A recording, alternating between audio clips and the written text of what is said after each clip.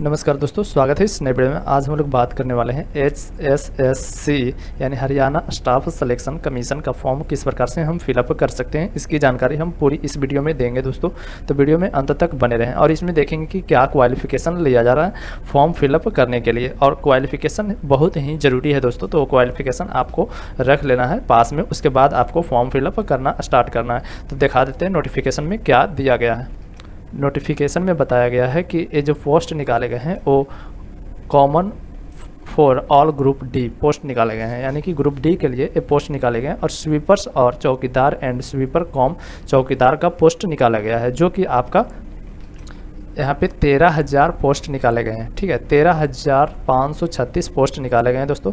तो ये बहुत ही अच्छी वैकेंसी है दोस्तों। तो ये आप 10th पे अप्लाई कर पाएंगे। तो 10th पे अप्लाई कर पाएंगे। क्या क्वालिफिकेशन लिया जा रहा है वो थोड़ा बता देते हैं। तो क्वालिफिकेशन इसमें कोई खास नहीं खोजा जा रहा है। आपका मैट्रिक आप किसी भी बोर्ड द्वारा पास हो, और हिंदी या संस्कृत कोई एक विषय आपका सब्जेक्ट यानी मैट्रिक्स में आप रखे हुए हो, हिंदी या संस्कृत कोई एक विषय, अगर दोनों है तो कोई दिक्कत नहीं और अच्छा है। और यहाँ पे पेमेंट की बात करें तो पेमेंट आपका 16,900 से लेकर 53,500 तक आपका पेमेंट रखा गया है। और यहाँ पे एज की बात करें तो एज आपको 18 से 42 साल लिया जा रहा है जो दोस्तों। 18 से 42 साल आपकी एज रहना चाहिए। और आप हरियाणा से नहीं, किसी भी स्टेट से आप बिलोंग करते हैं तो ये फॉर्म को आप फिलअप कर सकते हैं। ठीक है, तो आप बहुत ही अच्छी से इस फॉर्म को फिलअप कर पाएंगे दोस्तों। तो वीडियो में अंत तक बने रहें, हम आपको बारीकी से पूरा बताएंगे। ऑफिशियल वेबसाइट पर आने का लिंक हमने डिस्क्रिप्शन बॉक्स में दिया हुआ है, वहाँ से क्लिक करके आप डायरेक्ट जो है ऑफिशियल वेबसाइट पे आ सकते हैं। जैसे ही आप ऑफिशियल वेबसाइट पे आइएगा, यहाँ पे आपको सबसे पहले दिख रहा होगा न्यू रजिस्ट्रेशन एवं ऑलरेडी रजिस्टर्ड, यानी जो भी कैंडिडेट पहले से रजिस्ट्रेशन किए हुए हैं यहाँ से लॉगिन कर सकते हैं। यहाँ पे मोबाइल नंबर डालिएगा, उसके बाद लॉगिन वाले ऑप्शन पे क्लिक कीजिएगा, आप लॉगिन हो जाइएगा। अगर न्यू रजिस्ट्रेशन करना चाहते हैं तो न्यू रजिस्ट्रेशन वाले ऑप्शन पे क्लिक कर दीजिएगा। जैसे ही न्यू रजिस्ट्रेशन वाले ऑप्शन पे क्लिक कीजिएगा, आपके पास कुछ इस प्रकार का इंटरफेस खुलेगा। यहाँ पे आपको मोबाइल नंबर लिख देना है, जो मोबाइल नंबर आप डालना चाहते हैं। ठीक है, मोबाइल नंबर लिखने के बाद आपको सेंड OTP ऑन फोन वाले ऑप्शन पे क्लिक कर देना है। जैसे ही वहाँ पे क्लिक कीजिएगा, आपका मोबाइल पे एक मैसेज चला जाएगा, वो मैसेज को यहाँ पे डाल देना है। मैसेज डालने के बाद आपको सबमिट वाले ऑप्शन पे क्लिक कर देना है। ठीक है, आपका मोबाइल पे एक OTP चला गया, वो OTP को डाल दीजिए, सबमिट वाले ऑप्शन पे क्लिक कर दीजिएगा। अगर आपको अभी तक साइट नहीं पता है दोस्तों, साइट ऑफिशियल वेबसाइट का लिंक हमने डिस्क्रिप्शन बॉक्स में और कमेंट बॉक्स में भी दिया हुआ है, वहाँ से क्लिक करके आप डायरेक्ट जो है आ सकते हैं। OTP डालने के बाद आप सबमिट वाले ऑप्शन पे क्लिक कीजिएगा, तो यहाँ पे लिखा हुआ आएगा mobile number has been registered successful, kindly go to already register, यानी यहाँ पे ओके कर देना है। उसके बाद लॉगिन करना है। उसके बाद आपको ऑलरेडी रजिस्टर्ड वाले ऑप्शन पे क्लिक कर देना है। यहाँ पे क्लिक कीजिएगा, यहाँ पे आपको मोबाइल नंबर डाल देना है। उसके बाद लॉगिन वाले ऑप्शन पे क्लिक कर देना है आएगा।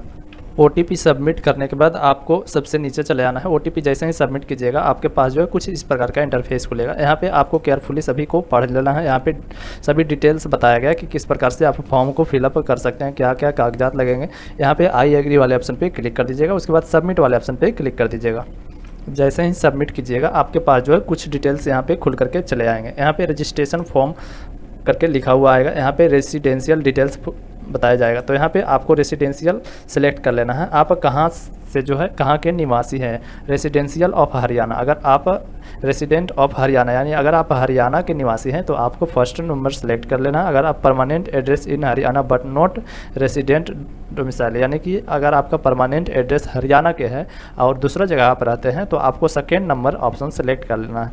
और तीसरा नंबर में बताया गया है कि non resident of Haryana non domicile, यानी कि अगर आप हरियाणा के नहीं हैं तो आपको थर्ड नंबर ऑप्शन सेलेक्ट कर लेना है। ठीक है, उसके बाद चौथा में बताया गया है कि अगर आपके पास जो है परिवार पहचान पत्र या आधार कार्ड नहीं है तो आप जो है चौथा नंबर को सिलेक्ट कीजिएगा। मेरे पास आधार कार्ड ओनली है तो आप जो है थर्ड नंबर को सिलेक्ट कीजिएगा। जो भी व्यक्ति के पास आधार कार्ड है तो यहाँ पे थर्ड नंबर ऑप्शन सेलेक्ट कीजिएगा।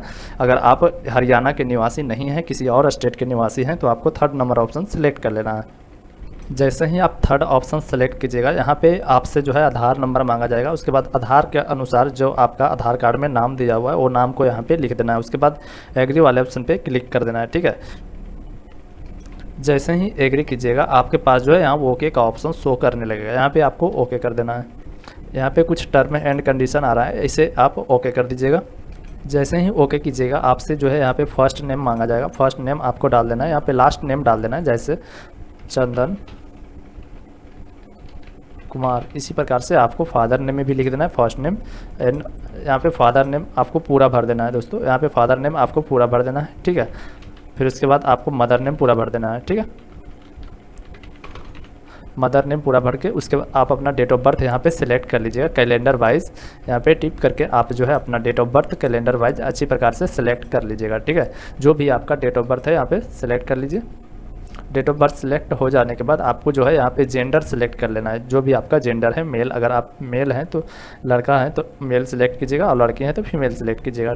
नेक्स्ट में आपको नेशनलिटी यहाँ पे सिलेक्ट कर लेना है। अगर आप इंडिया के निवासी हैं तो इंडियन सिलेक्ट कर लीजिएगा। फिर उसके बाद आपको टर्म एंड कंडीशन को एक्सेप्ट कर लेना है। नेक्स्ट में आपको सेव एंड ड्राफ्ट वाले ऑप्शन पर क्लिक करके नेक्स्ट कर सकते हैं। जैसे ही आप सेव एंड ड्राफ्ट कीजिएगा आपका जो है डिटेल्स यहाँ पे सेव सक्सेसफुल हो जाएगा। उसके बाद आपका ऑटोमेटिक जो है नेक्स्ट हो जाएगा।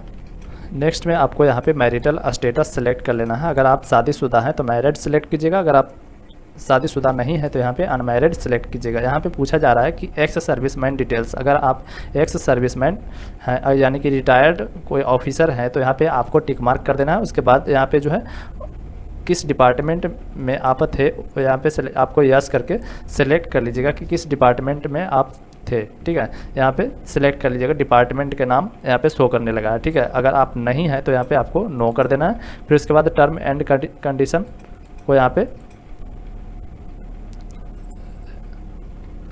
उसके बाद आपको नीचे चले आना है। नीचे यहाँ पे कास्ट क्राइटेरिया कैटेगरी डिटेल्स पूछा जा रहा है, यानी कि कास्ट कैटेगरी डिटेल्स यहाँ पे पूछा जा रहा है। तो यहाँ पे कास्ट कैटेगरी डिटेल्स में आप अगर हरियाणा के निवासी नहीं रहेंगे, किसी और स्टेट के निवासी रहेंगे तो यहाँ पे आप जो है जनरल से गिने जाएंगे, ठीक है। आप जो है जनरल से यहाँ पे गिने जाएंगे। उसके बाद यहाँ पे कंफर्म कास्ट क्राइटेरिया पूछा जा रहा है तो यहाँ पे जनरल अदर स्टेट सेलेक्ट कर लीजिएगा। उसके बाद जो है यहाँ पे कैंडिडेट डिसेबिलिटी डालना है। अगर आप विकलांग हैं तो यहाँ पे आपको यस कर देना है। फिर उसके बाद किस कैटेगरी में विकलांग हैं वो यहाँ पे सिलेक्ट कर लेना है, ठीक है। यहाँ पे सिलेक्ट कर लीजिएगा। यहाँ पे बहुत सारे ऑप्शन दिए गए हैं दोस्तों, तो आप पढ़ के अच्छी प्रकार से आपका सर्टिफिकेट में दिया हुआ होगा उसी प्रकार से आपको सिलेक्ट कर लेना है, ठीक है। अगर नहीं है, अगर सर्टिफिकेट बना हुआ है तो यहाँ पे सर्टिफिकेट नंबर डाल दीजिएगा, यानी किस पर्सन के द्वारा कहाँ से आप बनवाए हो वो यहाँ पे डाल दीजिएगा। यहाँ पे जो है इशू डेट डाल दीजिएगा, कब बनाया गया है। यहाँ पे जो है डेसिबल यानी कि विकलांग सर्टिफिकेट यहाँ पे आपको अपलोड कर देना है, पीडीएफ फॉर्मेट में अपलोड कर देना है। अगर नहीं है तो यहाँ पे नो कर दीजिएगा। फिर उसके बाद आपको नीचे चले आना है। उसके बाद आपके पास जो है यहाँ पे एज डिटेल्स खुल करके चलाएगा, एज आपका निकल के चलाएगा। आप डेट ऑफ बर्थ डालिएगा तो ऑटोमेटिक यहाँ पे शो करने लगेगा। फिर उसके बाद जॉब्स क्राइटेरिया यहाँ पे शो करेगा, ग्रुप डी लेवल यहाँ पे टिक मार्क कर दीजिएगा। उसके बाद सेव ड्राफ्ट वाले ऑप्शन पे क्लिक कर दीजिएगा। जैसे ही सेव ड्राफ्ट कीजिएगा आपका डिटेल्स जो है सक्सेसफुल हो जाएगा, सेव सक्सेसफुल हो जाएगा। यहाँ पे आपको क्लोज कर देना है। क्लोज करने के बाद आपको यहाँ पे परमानेंट एड्रेस कम्युनिकेशन डिटेल्स को भरना है, परमानेंट एड्रेस भरना है, कॉरस्पॉन्डेंस एड्रेस भरना है, ठीक है। अगर आपका दोनों सेम है तो यहाँ पे विलेज लिखना है, जो भी आपका विलेज पड़ता है, पोस्ट विलेज लिखिएगा। उसके बाद पोस्ट लिखिएगा, उसके बाद पुलिस स्टेशन लिखिएगा, ठीक है। नेक्स्ट में आपको यहाँ पे पिन कोड लिखना है, जो भी आपका पिन कोड पड़ता है वो यहाँ पे लिख दीजिए। डिस्ट्रिक्ट यहाँ पे सिलेक्ट कर लीजिएगा, जिस भी डिस्ट्रिक्ट से आप बिलोंग करते हैं वो यहाँ पे सिलेक्ट कर लीजिएगा। यहाँ पे आपको पहले स्टेट सेलेक्ट कर लेना है, जिस भी स्टेट से आप बिलोंग करते हैं वो सिलेक्ट कीजिएगा तो आपका डिस्ट्रिक्ट यहाँ पे शो करने लगेगा कि आप कौन सा डिस्ट्रिक्ट से आते हैं। नेक्स्ट में आपको यहाँ पे ईमेल आईडी डाल देना है, जो भी आप ईमेल आईडी रखते हैं वो ईमेल आईडी यहाँ पे डाल दीजिएगा। वेरीफाई ईमेल आईडी वाले ऑप्शन पे क्लिक कर दीजिएगा। जैसे ही ईमेल वेरीफाई वाले ऑप्शन पे क्लिक कीजिएगा, यहाँ पे जो है verification code send to email, आपका ईमेल पे जो है वेरिफिकेशन कोड भेज दिया गया है, वो वेरिफिकेशन कोड को यहाँ पे क्लोज कर देना है। क्लोज कीजिएगा तो आपके पास जो है यहाँ पे OTP दर्ज करने का ऑप्शन आएगा, जो भी कोड गया है आपके ईमेल पे वो यहाँ पे डाल देना है। उसके बाद आपको नीचे चले आना है। नीचे यहाँ पे ऐड एजुकेशन डिटेल्स वाले ऑप्शन पे क्लिक कीजिएगा। जैसे ही यहाँ पे क्लिक कीजिएगा आपको सबसे ऊपर चले जाना है। यहाँ पे एजुकेशन का जो है कोर्स सेलेक्ट करना है। 10th आपने पास किया है, 10th यहाँ पे एक ही ऑप्शन शो करेगा, आपको सिलेक्ट कर लेना है। फिर उसके बाद यहाँ पे रिजल्ट स्टेटस शो करेगा, यहाँ पे पास सेलेक्ट कर लेना है। यहाँ पे जो है सिलेक्ट बोर्ड, जो जिस भी बोर्ड से आपने जो है 10th पास किया है वो डाल देना। जैसे CBSE से पास किए हैं तो central board of secondary education select कर लेना है, ठीक है। दोनों में से कोई एक सेलेक्ट कर सकते हैं, दोनों सेम है तो आप दोनों में से कोई एक सेलेक्ट कर सकते हैं। फिर उसके बाद अगर आप किसी और बोर्ड से पास किए हैं तो वो यहाँ पे सिलेक्ट कर लीजिएगा। यहाँ पे बोर्ड सेलेक्ट करने के बाद आपको ग्रेडिंग सिस्टम यहाँ पे सिलेक्ट कर लेना है। आपका CGPA में है या फिर नॉन CGPA में, तो नॉन CGPA अगर मार्क्स में है तो नॉन CGPA सिलेक्ट कीजिएगा। यहाँ पे जो है डेट ऑफ मार्कशीट के अनुसार इशू डेट यहाँ पे डाल देना है, जो भी आपका इशू डेट है वो यहाँ पे डाल दीजिएगा। उसके बाद आपको मार्कशीट नंबर यहाँ पे डाल देना है। अगर आपके पास जो है मार्कशीट नंबर नहीं है, मार्कशीट नंबर फ़ोटो के ऊपर लिखा हुआ रहता है, वो मार्कशीट नंबर रहता है, मार्कशीट नंबर यहाँ पे डाल दीजिएगा। रोल नंबर डाल दीजिएगा, कितना नंबर आपको प्राप्त हुआ है मैट्रिक में वो डाल देना है, CBSE के लिए जोड़ना पड़ेगा। फिर उसके बाद आपको जो है यहाँ पर टोटल नंबर डाल देना है।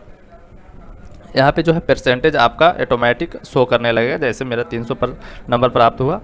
परसेंटेज यहाँ पे शो नहीं कर रहा है दोस्तों, परसेंटेज आपको निकालना पड़ेगा, परसेंटेज आप निकाल लीजिएगा। उसके बाद जो है 10th का मार्कशीट या यहाँ पे आपको 10th का सर्टिफिकेट अपलोड करना है, जो कि आपका 500 KB, मैक्सिमम 500 KB होना चाहिए, ठीक है, मैक्सिमम 500 KB तक होना चाहिए, उससे नीचे तक आप डाल सकते हैं, ठीक है। यहाँ पे PDF फॉर्मेट में आपका होना चाहिए, PDF फॉर्मेट में आप बना लीजिए सर्टिफिकेट, 10th सर्टिफिकेट को। उसके बाद यहाँ पे अपलोड कर दीजिएगा। उसके बाद सेव डिटेल्स वाले ऑप्शन पे क्लिक कर दीजिएगा।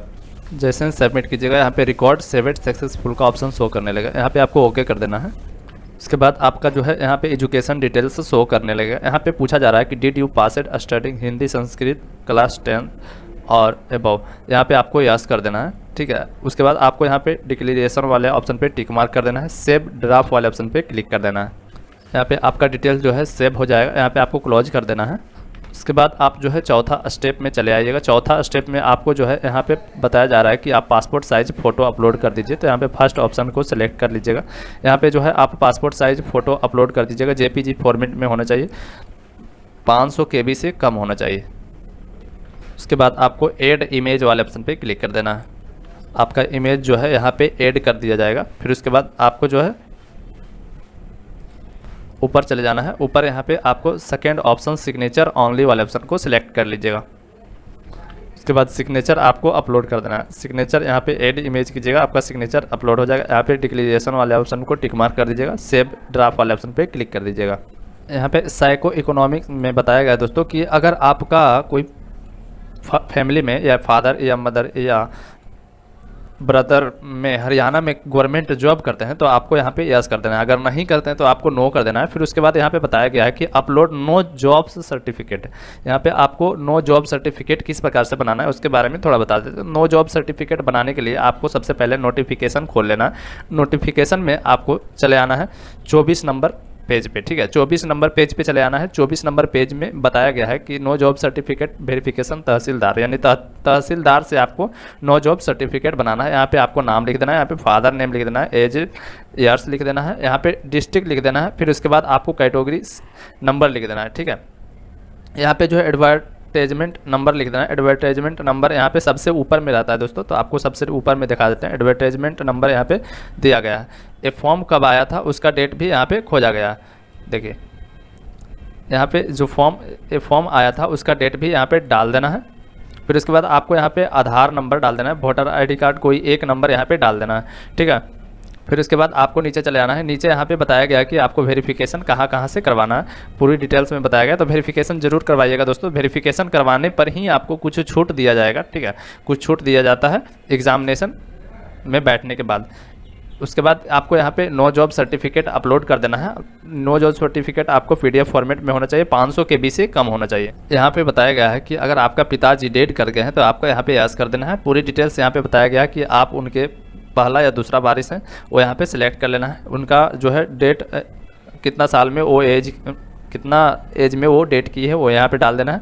उनका डेट ऑफ बर्थ डाल देना है, डेट ऑफ यानी कि जब डेट किए थे उसका डेट डाल देना है, ठीक है। अगर नहीं डेट किए हुए तो आपको नो कर देना है। फिर उसके बाद आपको नीचे चले आना है। नीचे यहाँ पे बताया गया है कि अगर आप एज में कुछ छूट लेना चाहते हैं या फिर अगर आप आर्मी नेवी एयरफोर्स से आते हैं तो आपको यहाँ पे यस कर देना, नहीं तो आपको नो रहने देना है। फिर उसके बाद एक्सपीरियंस अगर आपके पास है तो यहाँ पे डाल सकते हैं, नहीं तो आप इसे खाली छोड़ सकते हैं। यहाँ पे डिक्लेरेशन वाले ऑप्शन पे टिक मार्क कर देना है। उसके बाद सेव ड्राफ्ट वाले ऑप्शन पे क्लिक कर दीजिएगा। यहाँ पे आपको वर्क एक्सपीरियंस में टिक लगाना यहाँ पे ज़रूरी है दोस्तों। आप यहाँ पे ऐड एक्सपीरियंस अगर आपके पास है तो ऐड कर सकते हैं, नहीं तो आप इसे खाली छोड़ सकते हैं। उसके बाद प्रीव्यू वाले ऑप्शन पे क्लिक करके आप फॉर्म को देख सकते हैं। जैसे ही वहाँ पे टिक लगा के आप प्रीव्यू वाले ऑप्शन पे क्लिक कीजिएगा, आपके पास जो है एक PDF खुल करके चला आएगा। वो टोटल प्रीव्यू आपको डिटेल्स में चेक कर लेना है। अगर कुछ गलत है दोस्तों तो आप यहाँ से सुधार सकते हैं, ठीक है। अगर कुछ गलत नहीं है तो आपको फाइनल सबमिट वाले ऑप्शन पे क्लिक करके जो है आप फॉर्म को सबमिट कर सकते हैं। यहाँ पे आपको ओके कर देना है। यहाँ पे आपका फॉर्म जो है सबमिट हो। इसके बाद आप दोबारा से जो है फर्स्ट वाले ऑप्शन पे चले आइएगा दोस्तों। फर्स्ट वाले ऑप्शन पे आने के बाद आपको यहाँ पे एक फॉर्म अपलोड करने का ऑप्शन शो कर रहा होगा, ऊपर में डाउनलोड का ऑप्शन शो कर रहा होगा। वही फॉर्म को डाउनलोड करके उसके बाद यहाँ पे अपलोड कर देना है। अपलोड वाले ऑप्शन पे क्लिक कीजिएगा, टिक मार्क करके अपलोड वाले ऑप्शन पे क्लिक कीजिएगा तो आपका जो है फॉर्म अपलोड हो जाएगा। ठीक है, फिर उसके बाद आपको नीचे चले आना है, नीचे यहाँ पे आई एग्री वाले ऑप्शन पे टिक मार्क कर देना है। उसके बाद मेक पेमेंट वाले ऑप्शन पे क्लिक करना है। जैसे ही आप पेमेंट कीजिएगा, पेमेंट करने के बाद आपको अपलोड रिक्वायर्ड सर्टिफिकेट आपको अपलोड कर देना है। यहाँ पे कुछ सर्टिफिकेट दिया गया है, जैसे एक्सपीरियंस सर्टिफिकेट अगर आप चूज करते हैं तो एक्सपीरियंस सर्टिफिकेट आपको अपलोड करना है। फादर लेस सर्टिफिकेट यहाँ पे अपलोड करना है, अगर आपके पिताजी डेथ कर गए हैं तो अपलोड करना है। विडो सर्टिफिकेट यहाँ पे अपलोड करना है। यहाँ पे विडो सर्टिफिकेट भी आपका नोटिफिकेशन में दिया हुआ है, वहाँ से आप अपलोड कर सकते हैं। ठीक है, अपलोड विडो सर्टिफिकेट को आप जैसे नोटिफिकेशन में खोलिएगा तो नोटिफिकेशन में आपको और नीचे आइएगा तो और नीचे दिख जाएगा दोस्तों विडो सर्टिफिकेट, वहाँ पे आपको वेरिफिकेशन, यही देखिए दोस्तों यहाँ पे आप जो है पूरी डिटेल्स को अच्छा से फिलअप कर लीजिए। फिर उसके बाद वेरिफिकेशन प्रोसेस यहाँ पे दिया गया है, पंचायत द्वारा आप जो है यहाँ पे सिग्नेचर और मोहर करवा के जो है आप अपलोड कर सकते हैं। ठीक है, फिर उसके बाद सभी डॉक्यूमेंट्स के अपलोड कर देने के बाद आपको फॉर्म जो है सबमिट हो जाएगा दोस्तों। तो आप अच्छी प्रकार से सबमिट कर लीजिएगा। तो चलिए मिलते हैं फिर अगले वीडियो में, तब तक के लिए धन्यवाद।